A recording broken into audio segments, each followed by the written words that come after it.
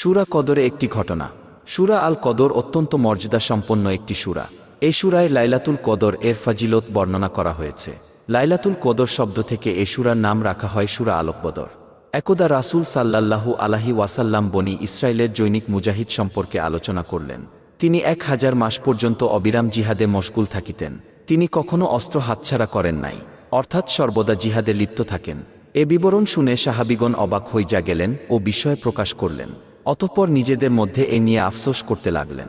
সাহাবীগণ ভাবলেন, আমরা 1000 মাস ইবাদত করার সুযোগ পাব না, অথচ পূর্ববর্তীগণ বহু বছর বেঁচে থাকতেন, বেশি দিন ইবাদত করার সুযোগ পেতেন, ফলে আমরা ইবাদতের ছোঁয়াবে কোনো দিন তাদের সমান হতে পারব না।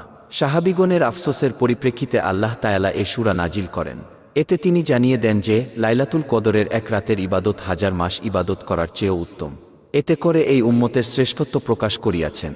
ইনশাআল্লাহ আমরা যথাযথভাবে লাইলাতুল কদর উদযাপন করব, বেশি বেশি নফল ইবাদত বন্দেগী করব। এ রাতের সামান্য সময়ও আমরা ইবাদত না করে কাটাব না, তাহলে আমরা 1000 মাসের ইবাদত অপেক্ষা বেশি সওয়াব লাভ করব। আল্লাহ তাআলা আমাদের জীবনে শান্তি ও কল্যাণ দান করুন। আমি অধমকে আপনাদের দুআয় শরীক করবেন।